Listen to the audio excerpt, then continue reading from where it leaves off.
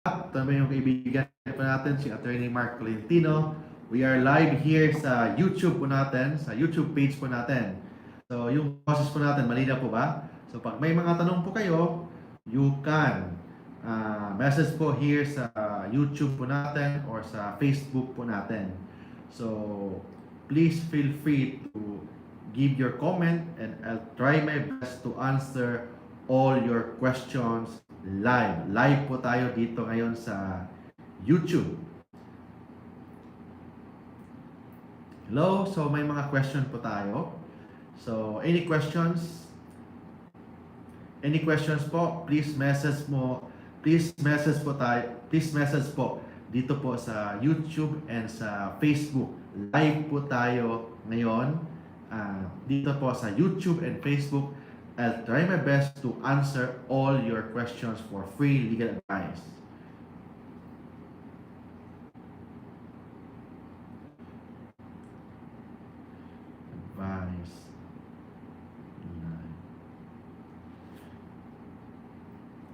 So, sa YouTube po tayo live po ngayon. So, good day po, attorney. So, but this is a live simulcast po sa Facebook. But actually, live po tayo ngayon dito po sa YouTube po. So, kung may mga tanong po kayo, just message me po, comment po dito po sa YouTube, and I'll try my best to answer all your questions. Good day po. Ask ko lang po, ano ang legal na paraan para makuha ko yung personal na gamit? Naputol po. Personal na gamit. So let me see your questions po dito po sa message po natin. So here is the questions. So number one questions. So personal na gamit ko dun sa wife ko. Thank you. So you can call po, puntahan mo yung wife niyo po. So kung magkasundo po kayo, so walang problema po yan para makuha yung gamit niyo po, lalo na yung mga personal na gamit. Pag hindi talaga, hindi na, pupunta po kayo sa barangay kasi ang barangay naman, pwede naman yan makipag-set, may authority naman, may legal authority naman na makipag-settle or negotiate sila para sa mga gamit. Kasi actually, bawal po magsabwatan sa annulment or sa legal separation, but with respect sa settlement sa mga properties, lalo na pag personal properties po ninyo, kung hindi ibibigay ng asawa mo, pupunta po kayo sa barangay captain or sa lupon, sa barangay po ninyo, and yun ang trabaho po ng mga barangay officials po na makipag-settle po sa inyo para makuha nyo po yung mga gamit, lalo na pag mga personal po na gamit nyo po. So, yun yan. Another question here is, this is the first time na nag-live po tayo sa YouTube kasi most of the time sa Facebook po tayo nag-live. So this is just a test broadcast. Titinan po natin kung mas marami ba tayong viewers po sa YouTube compared po sa Facebook. Okay, here's just a question.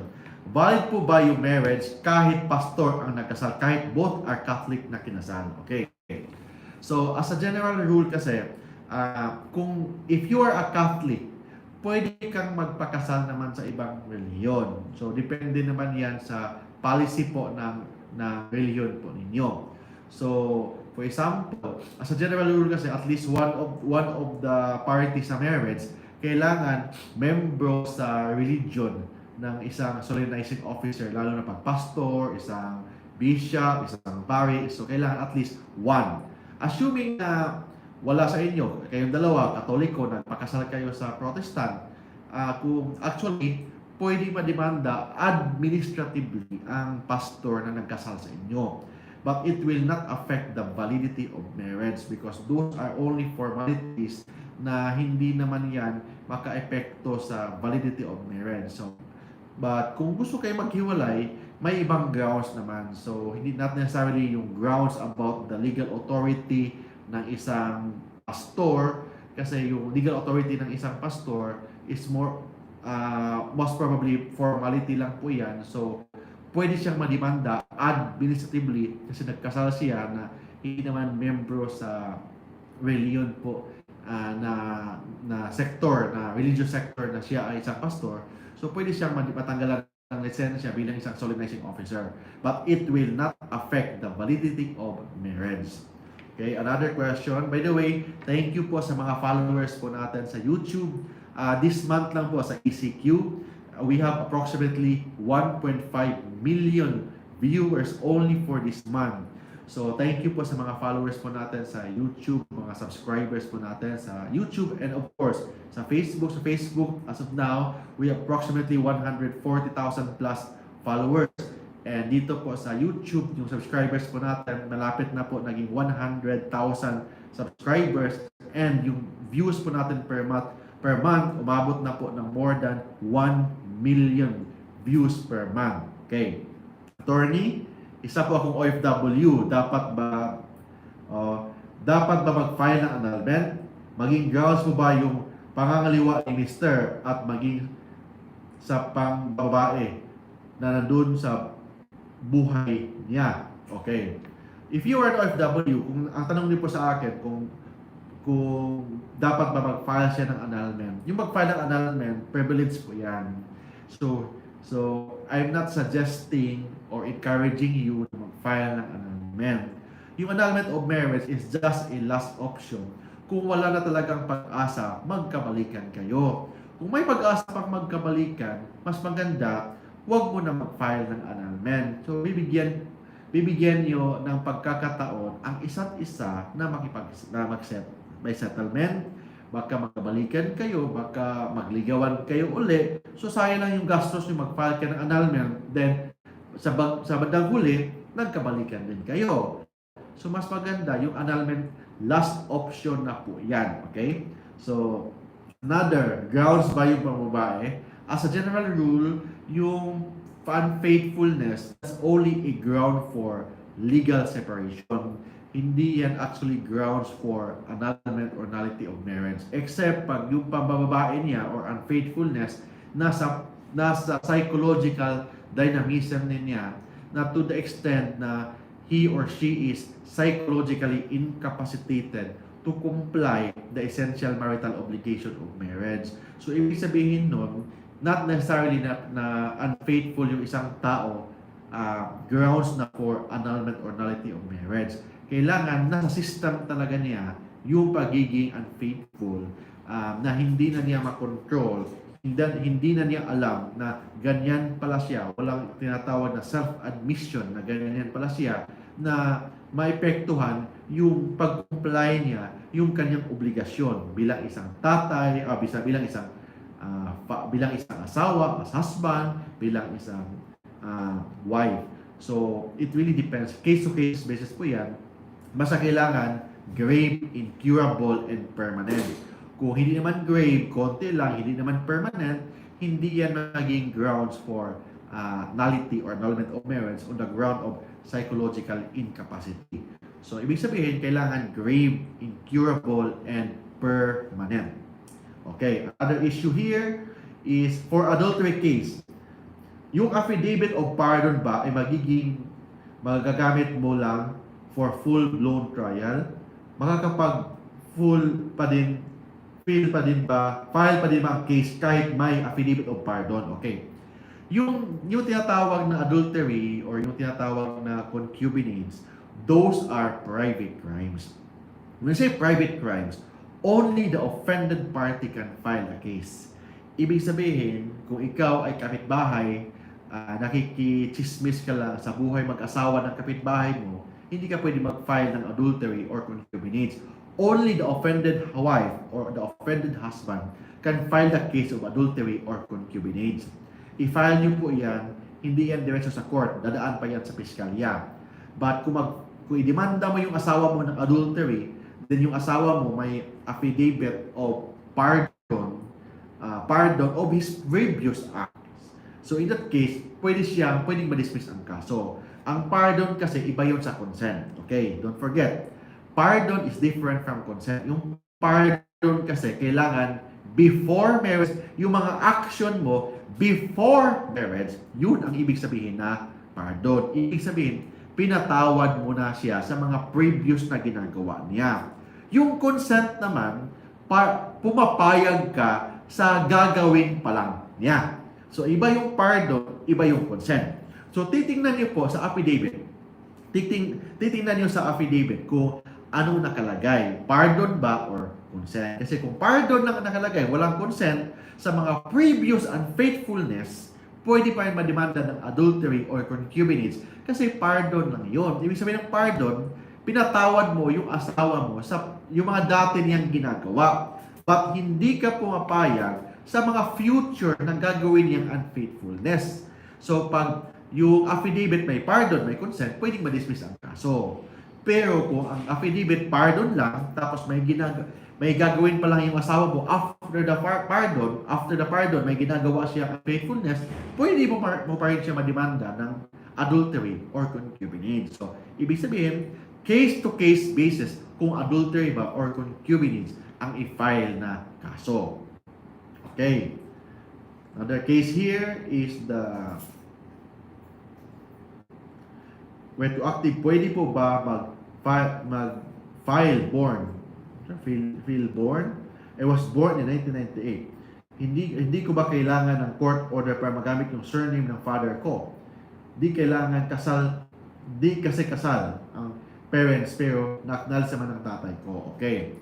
Kung na-acknowledge ng tatay mo yung kasal ninyo, okay, o yung ikaw, in-acknowledge ka, actually, yung retroactive effect na depende yan sa provision, okay? Normally, ang batas kasi prospective in nature, okay, as a general rule.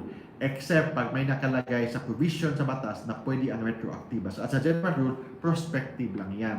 So, in this case, normally, yung mga ganyan, prospective lang. So, kung kailangan, kung pinanganak ka sa before the validity of the law, hindi yan applicable sa iyo kasi the law will only apply prospectively. Okay.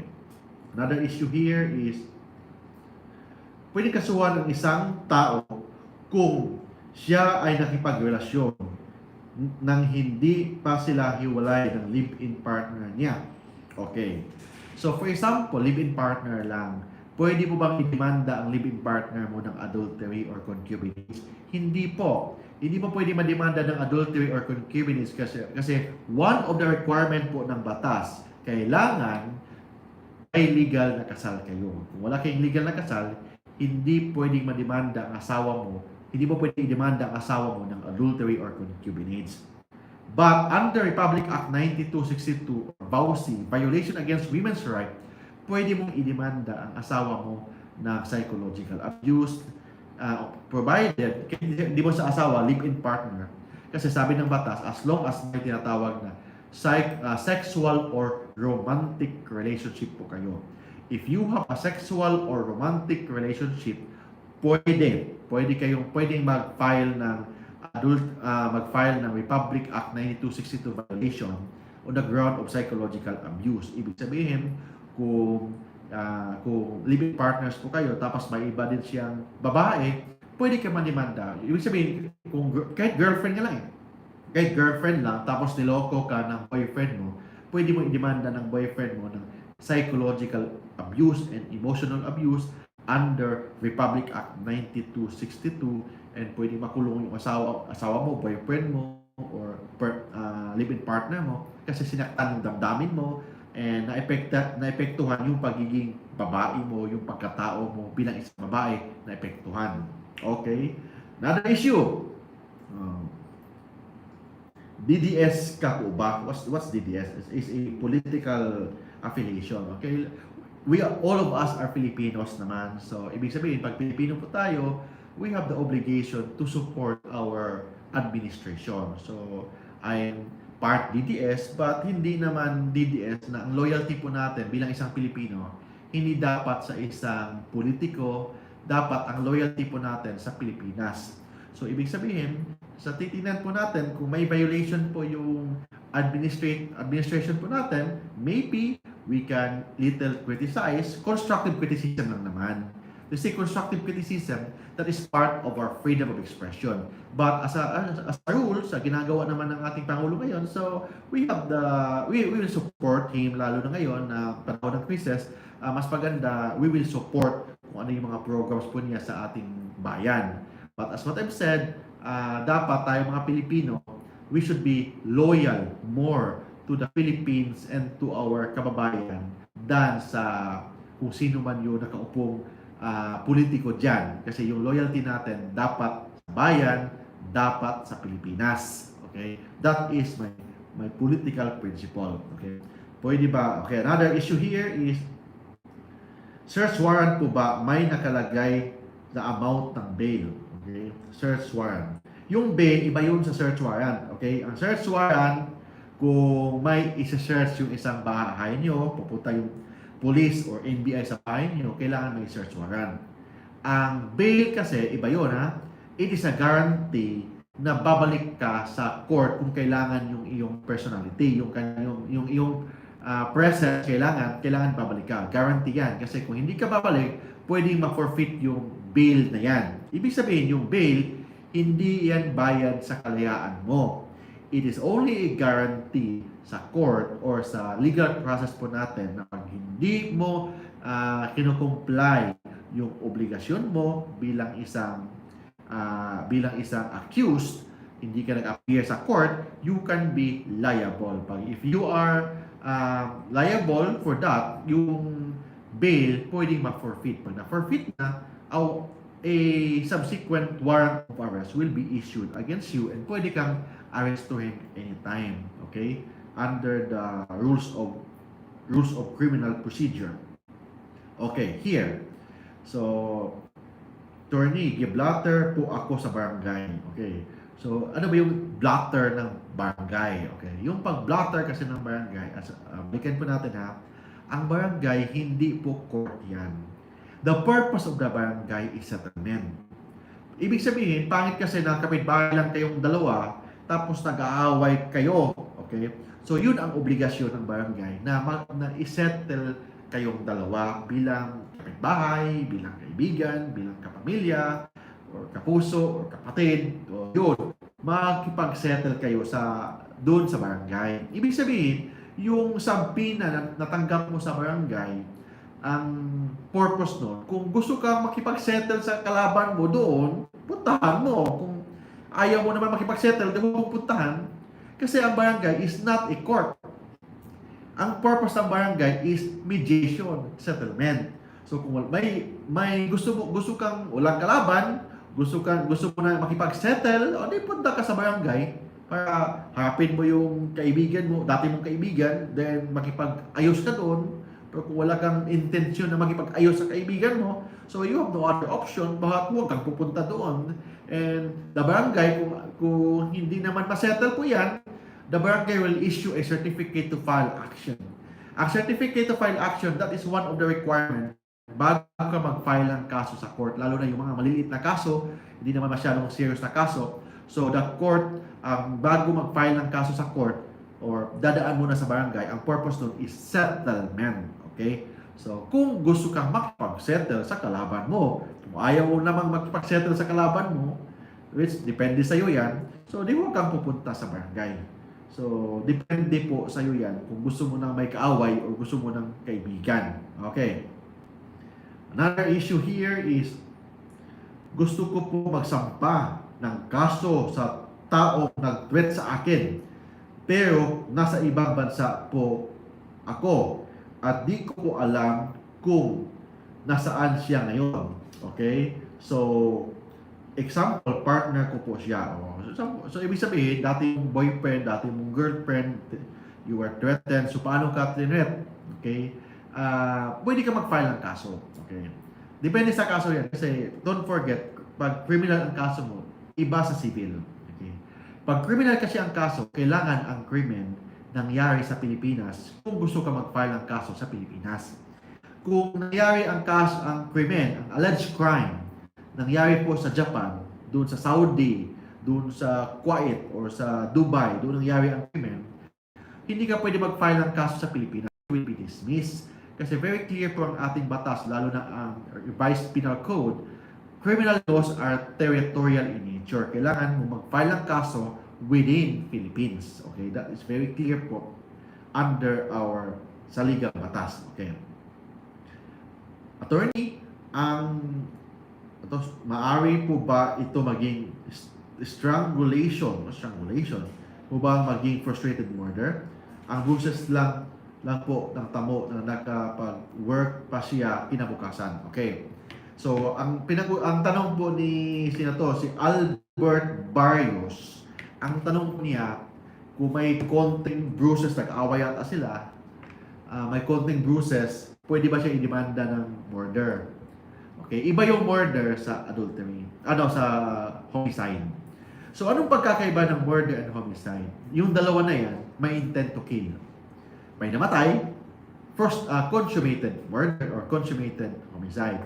Kung muntik namatay, frustrated. Pag may attempt to na patayin ng isang tao, attempted murder or attempted homicide. Yun lang ibig sabihin ng attempted murder or attempted homicide. But lahat na yan, murder man yan, homicide man yan, may intent to kill. Ang pagkakaiba ng dalawa, yung mode of the execution of the crime. Ibig sabihin ng mode of the execution of the crime, kung for example, ikaw ay isang malaking tao, you are 6'5", sobrang tangkad mo, malaking tao, 300 pounds, tapos pinatay mo isang 5 years old na bata. So that is clear murder kasi hindi mo binibigyan yung kalaban mo ng kakataon na depensahan ang kanyang sarili. So that is clear murder based on abuse of size. Another, for example, pinakain mo yung asawa mo na pero may lason pala, that's clear murder. Kasi bakit murder yun? Kasi hindi mo binigyan ng pagkakataon yung asawa mo na to defend himself. Murder yung pa-live-in. But pag hindi naman live-in, pwedeng parricide yan. Depende sa facts ng kaso. So, pag natulog, binawil mo, hindi mo siya binigyan ng pagkakataon na depensahan yung sarili niya. That's murder. Natulog eh. For example, nag-aaway kayo dahil lasing kayong dalawa, tapos dahil sa kalasingan nyo, nagpatayan kayo, yung isa namatay. Is it murder? Hindi murder yan. Kasi nga, wala namang intent, wala namang talagang plan patayin, wala namang pag-aabuso na patayin yung isang tao, or wala namang wala namang pag-aabuso na patayin, wala naman na pagkakataon na hindi mo naman siya binigyan, you fail to give yung kalaban mo, hindi mo naman siya deprive na to defend himself. So, hindi murder yan. Homicide ang tawag doon. Pero kung ikaw, 1 month, isang araw, 3 buwan, pinaplanuhan mo talaga na patayin yung isang tao bago mo siya pinatay, may plano, premeditated yung mode of killing. So, that is murder. Kasi nga, may intention ka na lumamig, hindi mo na dapat patayin, tapos pinatay mo pa rin, that's a clear murder. Okay. So, another issue here is ang threat. Okay. Alam natin yan. So, nasagot na po natin yan. Attorney, hello? Forever, palagi ba talagang may cancellation po sa hearing ng annulment? Okay. In annulment kasi, kung wala ka talagang patience na mag-file ng annulment, huwag ka na mag-file. Kasi mag-aaway lang kayo ng abogado mo. Same time, baka ma-epektuhan yung kaso mo. In annulment kasi, kailangan may patience ka. Bakit may patience? Ang abogado, walang control yan. Walang control yan sa schedule. Kasi depende yan sa schedule ng court. Depende yan sa ebidensya ng kaso mo. And depende din yan kung yung asawa mo, yung ex-husband mo, yung ex-wife mo, kukontra sa annulment mo or hindi. So, ibig sabihin, minsan, madelay ang kaso kasi absent si judge. Minsan, may hearing, may tinatawag seminar si piskal. May bagyo, may lindol. So, may mga time talaga na hindi perfect yung schedule. Minsan, then yung family court sa Pilipinas, may konti lang, daming kaso. Minsan, yung isang court, 3,000 ang nag-file ng annulment, may 10,000, may 5,000, isang court lang yan, isang judge lang. So that's why, minsan, hindi talaga basta-basta ma-approve agad or uusad yung annulment mo. So, ibig sabihin, you need to have patience. As long as na-file yung kaso mo, pending na yung kaso mo, so at least hintayin mo talaga yan. But, dapat konting pasensya ka. kulang kang pasensya, mas maganda, divorce na lang sana. Problema itong divorce sa Pilipinas, lalo na yung tinatawag na absolute divorce, under debate pa sa ating House of Senate. So, hintayin talaga natin yan. Hintayin lang talaga natin yan. Hopefully, kung ma-approve yung divorce. But until now, there is no divorce pa sa Pilipinas. Ano bang ibig sabihin ng fruit of a poisonous tree? Itong fruit of a poisonous tree, this is a concept in constitutional law. This is a fruit of a poisonous tree. Ibig sabihin, kinukuha yung evidence na in violation sa Bill of Rights. So, ibig sabihin, hindi yan pwedeng tanggapin bilang evidence. Okay, for example, yung bahay mo puno ng marijuana, nandun po sa cabinet. Yung pulis pumunta sa bahay mo, wala namang search warrant. Tapos, lahat ng mga cabinet binuksan, nakita yung marijuana, nakita yung drugs. Is it considered, yung drugs na yan, magagamit ba sa evidence laban sa'yo? Hindi. Kasi those drugs are fruit of poisonous tree under the principle of exclusionary rule. Hindi yan magagamit na evidence laban sa'yo. So, ang tanong dito, bakit ganun? Because, mayroon tayong tinatawag na Bill of Rights. Itong Bill of Rights, ito yung nagproprotekta sa lahat ng taong bayan. Kasi kung walang protection ng taong bayan, very powerful kasi ang ating government. So pag ang government nagsasabi na pupuntahan ang bahay mo tapos wala kang Bill of Rights, wala kang magagawa. But because we have a Bill of Rights, may protection ang lahat ng tao. Lalo ng mga Pilipino, may protection po dito sa Pilipinas. So, kailangan i-comply ang proseso. Kasi kung hindi yan magagamit na evidence laban sa'yo. Ang purpose niyan, kailangan kasi i-balance natin ang power ng ating government and also the rights po ng ating taong bayan. So, ibig sabihin, yung Bill of Rights, yung right to privacy natin, hindi ibig sabihin na inaabuso yan ng mga kriminal. Ang ibig sabihin doon, kailangan ng bigyan ng proteksyon ang ating mga kababayan po natin kasi very powerful kasi ang ating government. Ibig sabihin, yung Bill of Rights, those are limitations of the power of the government. Para at least yung government naman natin susundin po kung ano yung nakalagay po sa ating saligang batas. So, depende po kung ayaw talaga natin sundin yung saligang batas, mas maganda, baguhin na natin ang ating saligang batas. So, as long as nandyan po yung saligang batas, kailangan sundin po ng ating government yan. So, ang purpose naman dyan is to limit the power of the government. Kasi kung walang limitation of power ng government, prone po yan sa mga abuses. Okay? So, pag may mga abuses, kawawa naman yung mga Pilipino, lalo na yung mga inosente, namatay lang, yung mga inosente, pinuntahan sa bahay, tapos kinuha yung mga gamit, tapos dinemanda ng drug case, hindi na makalabas kasi no bail recommended, kawawa naman yung mga inosente, lalo na pag hindi naman talaga totoo. That's why may tinatawag na limitation sa power ng government. Kasi the government, lahat po ng government are really powerful enough na pwede maabuso po nila to the extent, ng right po ng every citizen. Okay. Paano po ba maisasama ko sa kaso ang kabit ng ex-wife ko dahil hindi ko alam ang middle name ng lalaki po at may anak na po sila. Kasal kami sa ex-wife ko. For example, pwede mo mademanda yung paramour. Okay? Dalawang klase ang kabit. Okay, very clear to. Dalawang klase. May tinatawag na.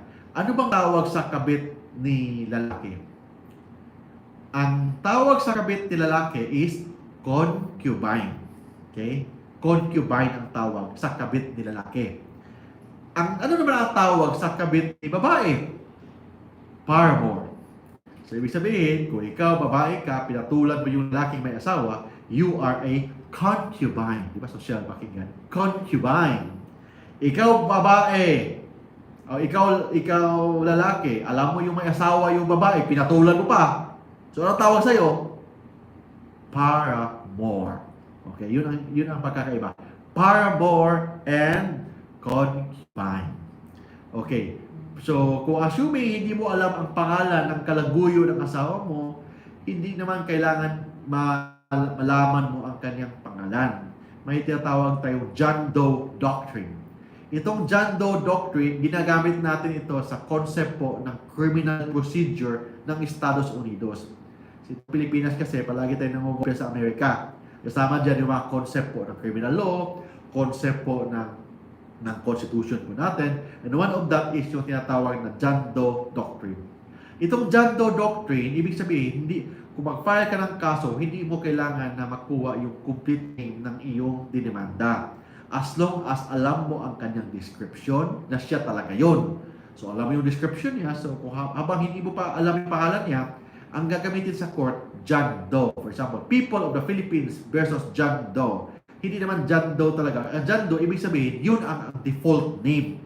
Default name ng mga akusado kung hindi pa alam ang totoong pangalan ng akusado. But in the long run, makukuha din yung totoong pangalan. So, pwedeng baguhin na yung John Doe into yung totoong pangalan. For example, Juan de la Cruz.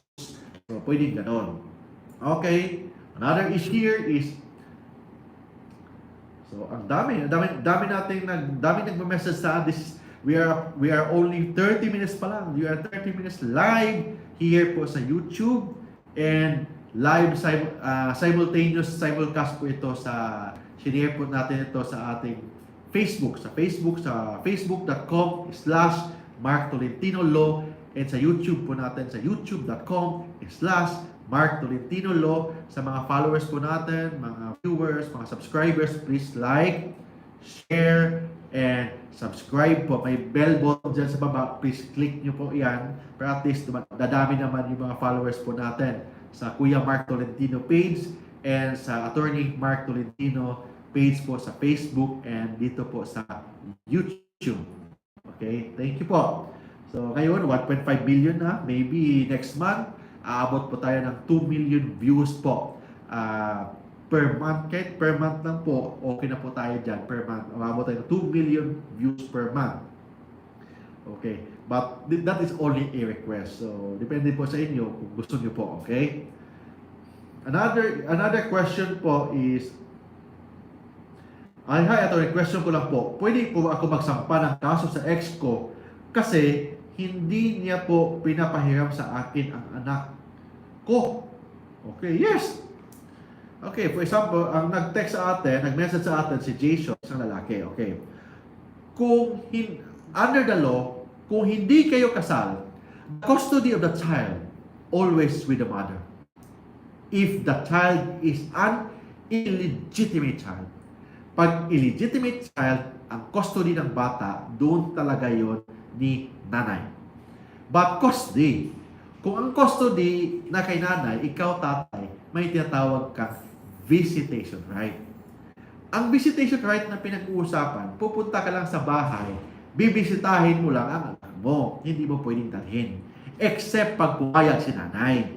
So, ibig sabihin, kung gusto mo hiramin yung anak mo, pupunta kayo sa mall, pupunta kayo sa patulugin mo sa bahay mo, ikaw lalaki ka, anong gagawin mo? Makiusap ka sa nanay. Kung hindi papayag si nanay, wala kang magagawa. Kasi, ikaw tatay, you only have visitation right.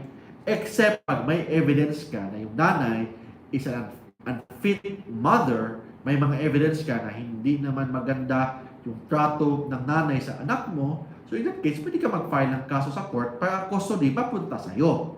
But ang default rule, ang custody as a general rule, dun talaga ni nanay. Pag ang bata is an illegitimate child. Okay? That's a rule. But ikaw, tatay, may visitation right ka. Right ka na?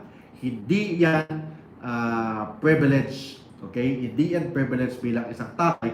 Right mo yan, karapatan mo yan, na bisitahin ang iyong anak.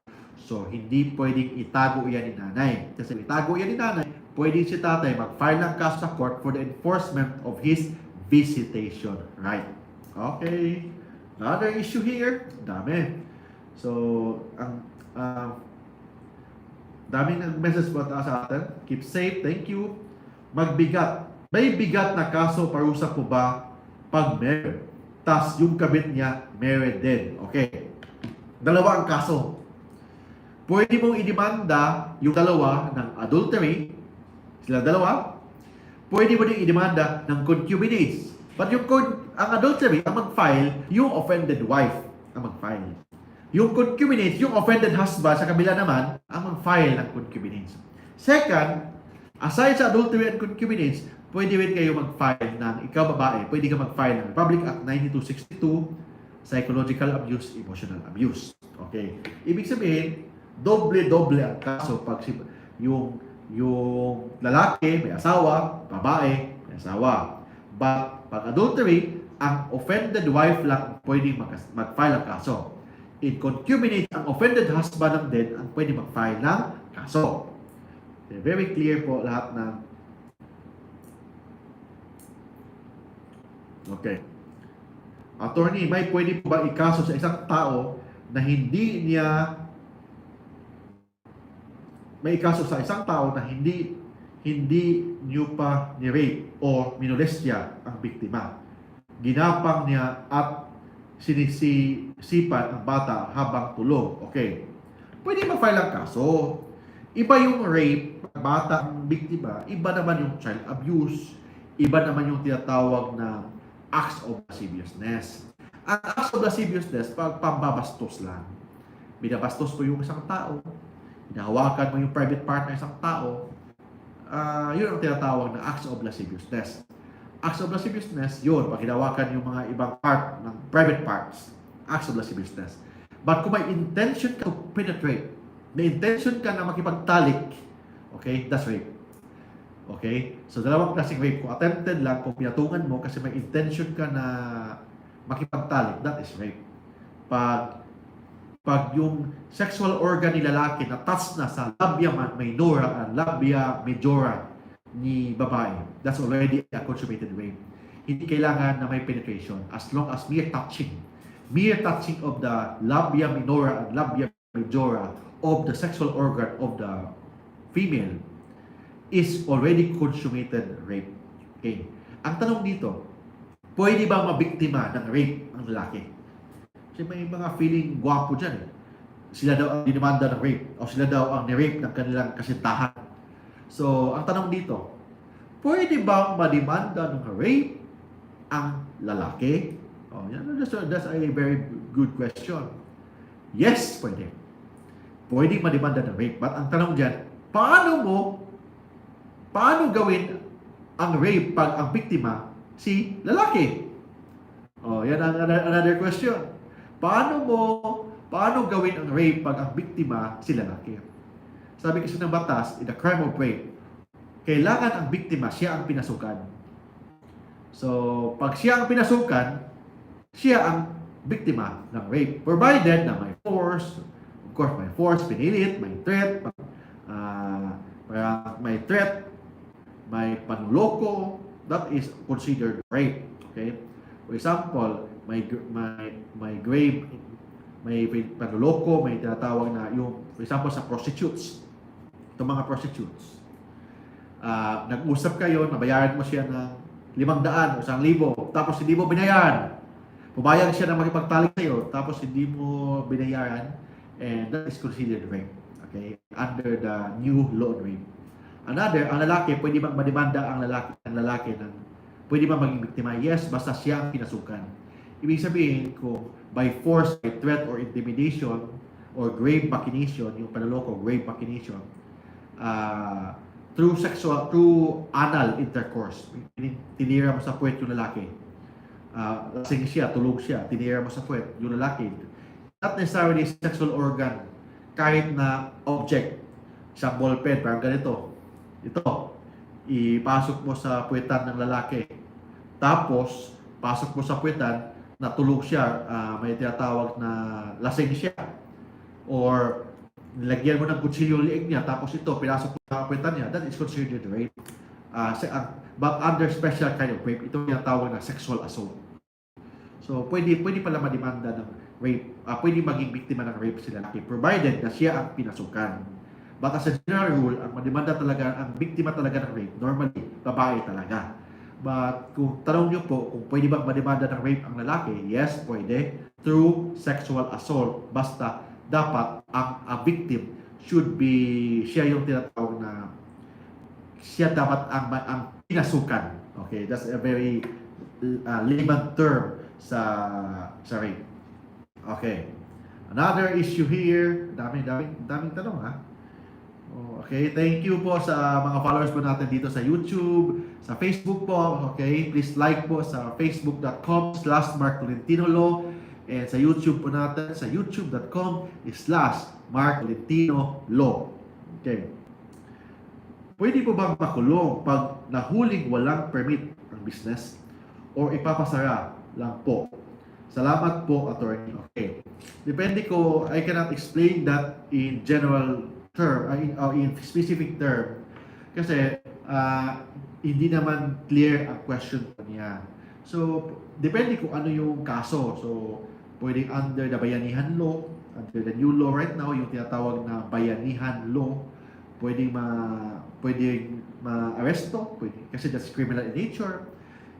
For example, hindi mo tinupad yung order ng ating presidente, lalo na ngayon sa pandemic, so that there is a criminal disobedience, criminal liability for disobedience under Republic Act 9262. So there is a criminal liability.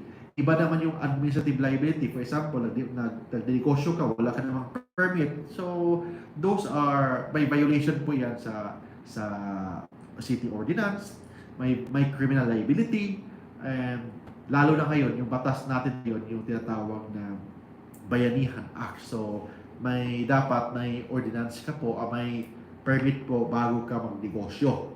So, that is very clear. Ano ang pwedeng evidence para sa consent ng pardon? Written, mas maganda ang written consent. Kasi nga po, verbal, actually pwede na yung verbal, but ang problema ito, verbal, pwedeng i-deny. So, mas maganda huwag yung verbal na statement. Mas maganda kung mag-pardon ka ng iyong asawa or yung husband or your wife, may pardon yung kayong pinag-uusapan, mas maganda written document, and mas maganda hindi lang kayong dalawa ang pipirma, may pipirma ng mga witnesses. Okay, mga witnesses, then ipa-notarize nyo po sa notary public. Mas maganda po yan. Ang purpose niya para at least the document is considered a public document. So, mas maganda, i-notarize nyo po yan para at least hindi niya pwedeng i-deny na pirma niya yun. Hindi niya pwedeng i-deny na pumayag siya na may forgiveness na pala. Pinatawad mo na pala siya sa mga ginagawa niya. Okay. Ano po ba ang probability sa divorce sa Pilipinas? Itong divorce kasi, this is a political question. When we say political question, it really depends to the discretion po ng ating political officers. Like for example, the president, the vice president, yung mga congressmen, yung mga senator. So it is a political question, lalo na very influential pa yung ating Catholic sector. So yung Catholic group natin, yung mga leaders po natin, yung mga archbishop, yung mga cardinals, very influential sa policy po ng Pilipinas. So, whether or not may divorce sa Pilipinas ma-approve ba, that is a political question na ang makasagot niyan yung ating mga congressman, yung ating mga senador, yung ating presidente. So, depende po sa kanila yan kung ano ba yung stand po nila about sa divorce, ano yung stand po nila about sa, for example, death penalty. Sa atin dito po sa page po natin sa YouTube and sa Facebook, I only explain the law. Yung ano yung na-approve na batas, yun po yung pinag-uusapan po natin. So about po sa mga political issues, kung i-approve ba yan, dapat bang i-approve yan, hindi po natin yan sasagutin. Better let our congressman, our senator, and our president will be the one to decide it. Pag na-approve na nila, yun pag-uusapan po natin. That is a highly political and controversial question. Okay. Another issue here is, pwede bang babawi ang lupang na-donate na sa government? Depende. Anong klase donation? For example, conditional donation lang. When you say conditional donation, You donated a property, for example, sa local government unit, for example, City of Manila, nag-donate ka ng isang lupa. Subject to the condition that within 30 years, the LGU kailangan magpatayo sila ng hospital sa lugar na yan. Kung hindi nagpatayo ng hospital ng ang LGU of Manila within 30 years, pwede mong i-cancel yung donation. Kasi ang donation is just a conditional donation. But what if yung donation is absolute and pure? Absolute yan and strictly absolute. In that case, hindi mo pwedeng bawiin yung donation na yan, lalo na matagal nang binigay yan sa government. But pag conditional donation, yes, pwedeng mabawi po yan. Okay, that's another issue here is, attorney, ano po bang dapat gawin po? Napawalang visa ang kasal. Tinakot niya kasi ako na magpakamatay pag nakipaghiwalay ako. Ha? May sobrang pagmamahal yan ang naging buwang na. Gusto na magpakamatay dahil sa sawing pag-ibig. Grabe ha? So, ano yung gagawin po natin kung gusto siya magpakamatay? So, actually, as what I've said, yung paghihiwalay, last option yan. Kasi nga, very clear po ang ating saligang batas. Ang sabi ng ating saligang batas, it is the policy. Polisiya po ng ating Estado, bilang Pilipinas, it is the policy of the state to preserve the sanctity of marriage. It is the policy of the state to preserve the sanctity of marriage. So that is very clear po. Nakalagay po sa ating saligang batas. Ibig sabihin, kung may usapan na hiwalayan, tapos gusto magpakamatay, kung hiwalayan, so mas maganda makipag-settle. Settlement muna kayo. Kung may pag-asa kayong magkabalikan kayo. Kung wala talaga pag-asa, dapat walang sapilitan. Okay? Otherwise, may tinatawag sa ating saligang batas na involuntary servitude. Hindi mo pwedeng pilitin ang isang tao na wala na talagang pag-ibig sa iyo. Okay? Kahit ang ating government, walang karapatan na pilitin ka na mahalin ang asawa mo kung wala ka na talagang pagmamahal sa asawa mo. Okay? Yung pag-ibig, hindi yan under the jurisdiction ng ating government. Ibig sabihin, kung yung asawa mo, wala ka ng pagmamahal sa iyo, hindi mo pwedeng i-demanda ang asawa mo sa court, mag-file kayo sa court ng TRO or restraining order like yung ginagawa ng ABS-CBN. Mag-file ka ng TRO doon sa Supreme Court para ang Supreme Court mag-issue ng order na i-require ang asawa mo na mahalin ka uli. Hindi pwede yan. Kasi ang court po natin, walang jurisdiction kung paano mo mahalin ang asawa mo or kung wala ka na talagang pagmamahal sa asawa mo, hindi. But that, hindi magpalit ka kasi may konting gastos ang annulment. Pero kung wala, then third, dapat kung gusto ka nang magpakasal ulit, mag-file ka ng annulment. Pero kung wala kang plano magpakasal ulit, bakit mag-file ng annulment? Anong purpose mo? Mag-file ka ng annulment. So, paghiwalay lang kayo on top, mutual understanding na hiwalay na kayo, pero purpose ng annulment, kung gusto ka magpakasal ulit. Pero kung wala kang plano magpakasal, kung i-separate nyo na yung properties ninyo, the judicial settlement of properties na i-file nyo, hindi annulment of marriage. Kasi annulment of marriage, ang epekto kasi ng annulment of marriage, maging binata siya ulit, maging dalaga ka ulit. So, yun ang epekto ng yung annulment or legal separation, annulment or nullity of marriage. Okay. Attorney, good afternoon po. Ako po ay isang public teacher at kami po ay dapat non-partisan. Dapat. Alam niyo po, if you are a public teacher, dapat non-partisan po kayo. Ano po ang saklaw nito kapag nag-express po ng constructive criticism sa government at nilabag po yan? Okay. If you are a teacher, yes, totoo yan, non-partisan. But, hindi ibig sabihin na wala ka ng freedom of expression. Ibig sabihin, if you are a teacher, if you're in the government, anybody in the government, ma-JO man yan, ma-political officer man yan, may tumatawag sa atin, may ma-political officer man yan, elected officer man yan, ma-mayor man yan, ma-konsyal man yan, ma-head of office man yan, pwedeng i-criticize ang ating government. Provided yung criticism, constructive.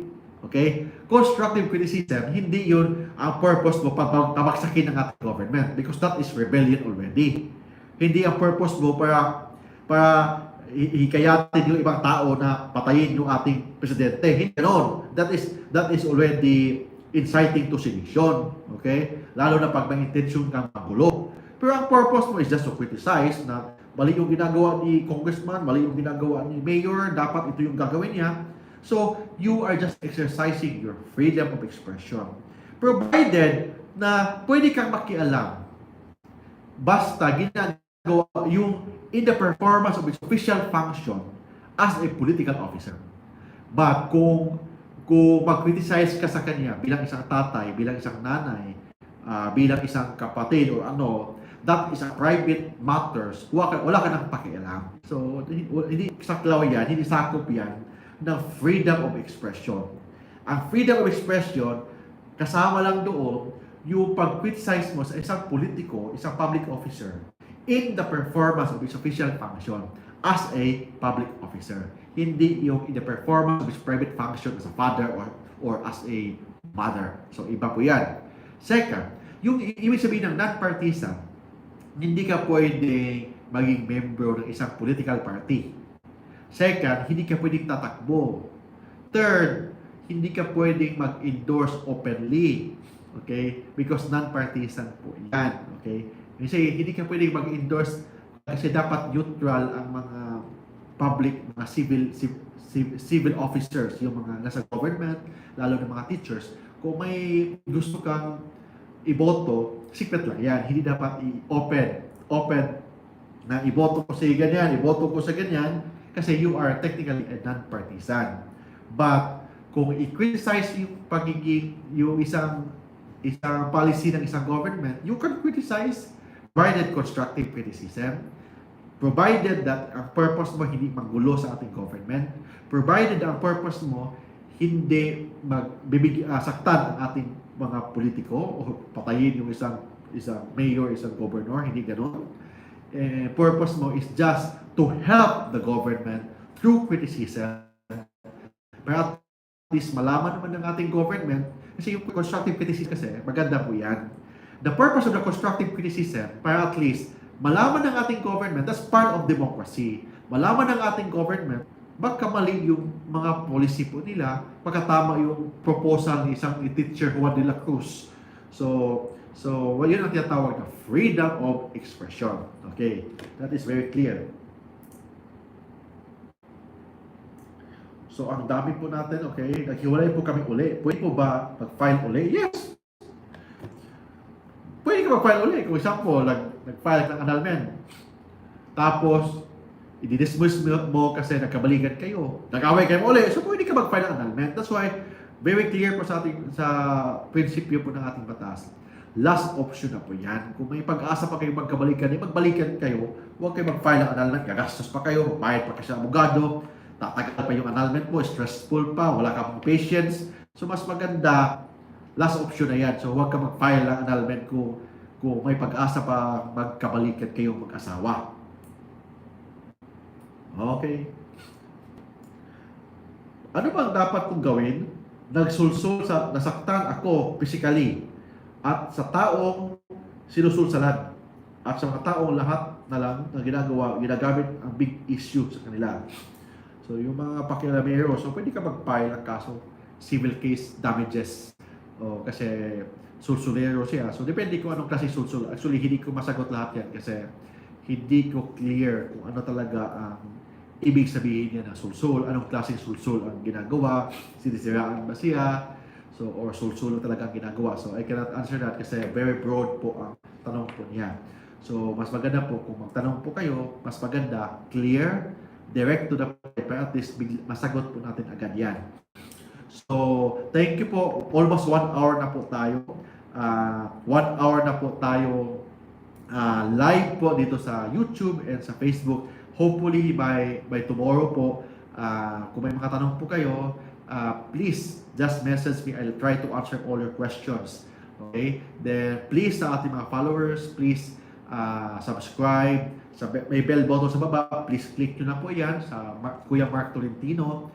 And please share, please ask your friends to subscribe and like all my videos po sa YouTube and of course sa Facebook po natin sa facebook.com/Mark Tolentino Law.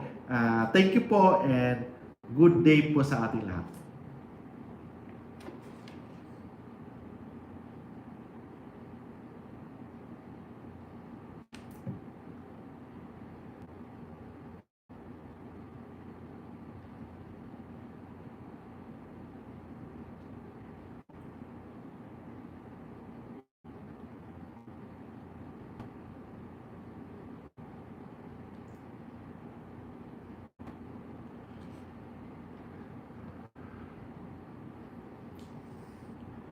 Thank you, thank you.